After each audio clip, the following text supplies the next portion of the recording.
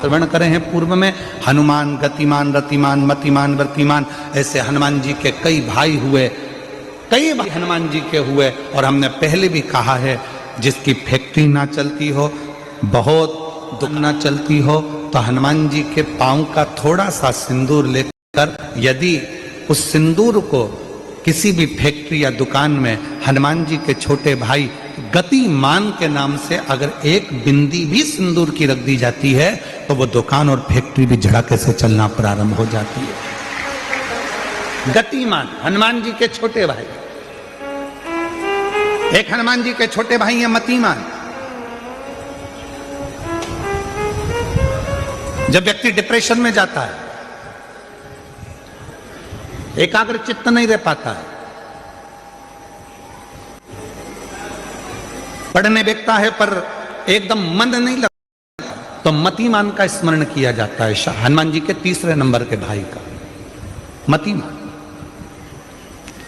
और कहते हैं एक दुर्वा यदि मतिमान के नाम से शंकर भगवान की शिवलिंग पर चढ़ा दी जाए और उसी दुर्वा को वापिस लेकर आया जाए, अंधेरा होने से पहले, सूर्य अस्त होने के पहले, शाम के प्रदोष के पहले यदि उस दुर्वा को उस व्यक्ति को चबा चबा कर खिला दो, तो डिप्रेस हो रहा है, डिप्रेशन में है, चिंता में है, टेंशन में है और उसका विवेक काम नहीं कर रहा, बुद्धि स्थिर नहीं हो पा रही है या पढ़ने में मन नहीं लग पा रहा है, उसको आप एक दुर्वा मतिमान, हनुमान जी के तीसरे नंबर के भाई मतिमान के नाम से अगर खिला देते हैं, तो उसकी बुद्धि केंद्रित होना प्रारंभ हो जाती है और वो डिप्रेस से हटना प्रारंभ हो जाता है, मन स्थिर होने लगता है।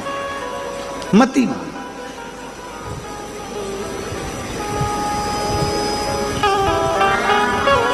और एक नाम आता है व्रतिमान।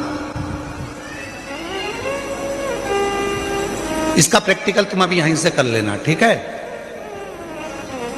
चलते चलते मालूम पड़े तुम्हारी पार्किंग यहां से आधा किलोमीटर दूर है, ठीक है?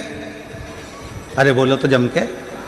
आधा किलोमीटर दूर तुम्हारी पार्किंग है और तुम्हारी उम्र लगभग बहुत हो गई, मालूम पड़े तुम थोड़े वृद्ध हो गए हो और तुम्हारा घुटना दुख रहा है, तुम्हारी कमर दुख रही है, चलते चलते बड़ी मुश्किल से तुम कथा स्थल तक पहुंचे हो। अब मन में आ रहा है कि मुझे वापस पार्किंग तक जाना है, कैसे जाऊंगी, पाँव तो दुख रहा है। तो एक काम आज चलते चलते करना कि कहीं सीवर वाला महाराज झूठ तो नहीं बोल रहा है, तो प्रैक्टिकल करके जाना। क्या करोगे? यहां से जाते समय आप जब जा रहे हो और आपके शरीर का कोई अंग जब दुख रहा है, तो श्री शिवाय नमस्तुभ्यम कहकर श्री व्रतिमान हनुमान का स्मरण कर। किसका स्मरण करना है? जम के बोलो, व्रतिमान हनुमान। व्रतिमान हनुमान का स्मरण करके कहीं पर भी बैठकर अपने पांव की छोटी वाली जो उंगली है उसको जम के दबाना और दबाने के बाद चल देना। जिस जगह पर भी दर्द हो रहा होगा, मेरा बाबा आपको मंजिल तक पहुंचाएगा, दर्द होने नहीं देगा। कल नहीं करना, प्रैक्टिकल आज ही करना। काल करे सो व्रतिमान। आज करेंगे गुरुजी, 3 महीने में फर्क दिखेगा। तुम तो आज की आज का बताओ ना कि आज की आज में फल कैसे मिले। तो बिल्कुल तैयारी में बैठो।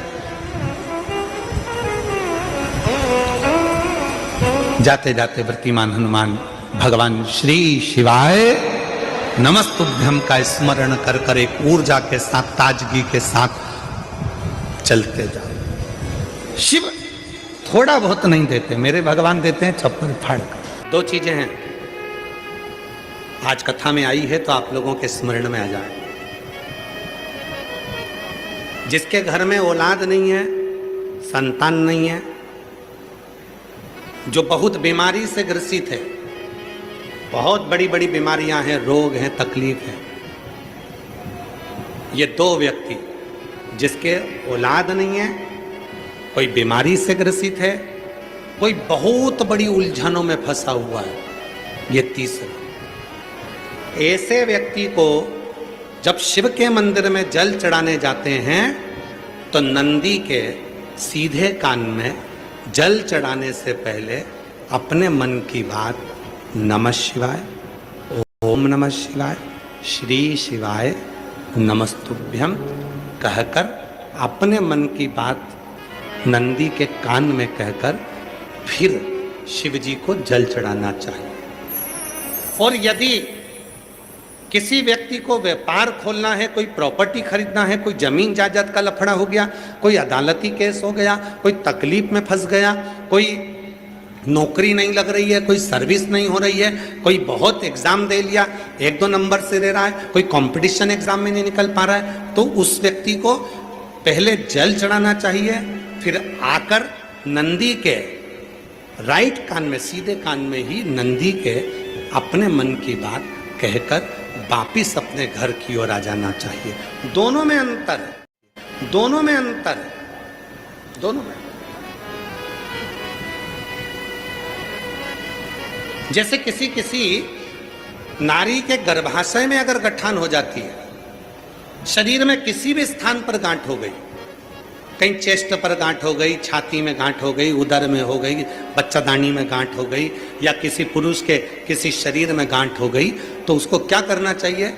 शिव जी के मंदिर में जब वो जाए, शंकर भगवान के मंदिर में जब नंदी के उल्टे कान में, नंदी के लेफ्ट कान में अपने मन की बात कहकर नमः शिवाय, ओम नमः शिवाय, श्री शिवाय नमस्तुभ्यम बोलकर एक दुर्वा शिव जी को चढ़ाकर जल समर्पित कर देना चाहिए। पहले बोलना है, फिर दुर्वा चढ़ाना है, फिर जल चढ़ाना है। आती समय उस दुर्वा को उठाना है, थोड़ा सा जल झेलकर उस दुर्वा को चबा चबा कर खाकर जल का आचमन कर लेना है। लगभग 1.5 महीने कर कर देखो, उसके बाद जांच कराओ, आपकी गठान गल चुकी होगी, समाप्त हो रही होगी, वो गांठ अपने आप समाप्त। और कई लोग तो ऐसे हैं, उनको आज तक हनुमान चालीसा पढ़ना नहीं है, आज तक कोई चालीसा, चाहे गायत्री चालीसा हो, लक्ष्मी चालीसा हो, शिव चालीसा हो, पढ़ना ही नहीं आती, बस बैठ गए भगवान के सामने और पढ़ लिया आसन लगा के। नहीं नहीं नहीं, चालीसा पढ़ने का भी एक नियम है। अगर कोई लक्ष्य लेकर पढ़ रहे हो तो उसका एक नियम है। पूरी जिंदगी पढ़ते रहोगे तो भगवान की प्राप्ति नहीं है, पर लक्ष्य लेकर अगर पढ़ा है, आसन से जिस भगवान की चालीसा पढ़ रहे हो उसकी मूर्ति या उसका फोटो आपके सामने होना चाहिए।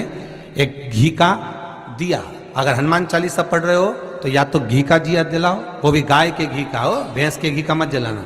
हनुमान जी कभी प्रकट नहीं होंगे भैंस के घी से।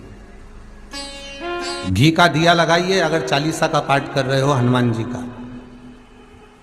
और बहुत ज्यादा संकट है, बहुत ज्यादा परेशानी है, तो हनुमान चालीसा का पाठ करो तो तिल्ली के तेल का दिया लगाओ, काली तिल के तेल का दिया, तिल का तेल का दिया हनुमान जी के सामने आसन बिछाकर। बहुत तकलीफ है तो 3 पाठ प्रतिदिन करो, और एक आसन से जितने समय 9 बजे अगर आप बैठते हो पाठ करने तो 9 बजे ही बैठना है। 11 दिन तक प्रतिदिन 3 पाठ रोज करो। एक पानी का लोटा, कलश, तांबे का जल, अर्थात तांबे का लोटा हो, स्टील का लोटा हो, तुम्हारे पास जो कलश हो उसमें जल भरकर, एक सिक्का उसमें पटक कर, एक लौंग पटक कर प्लेट से ढक कर रख दो, और प्रतिदिन बस टाइम पर बैठकर पाठ करो। 11 दिन पूर्ण होंगे, जिस कामना से आपने पाठ करा है बस वो सिक्का, वो लौंग कलश में से निकाल लो, जल का आचमन करो, और जिस काम के लिए करा है वो जल उस प्रयोग में ले लो। उस प्रयोग, किसी से बात करने जाना है तो वो जल पी कर जाइए, कोई से हाथ मिलाना है तो वो सिक्का, वो लौंग अपने हाथ में रखिए, अपने साथ।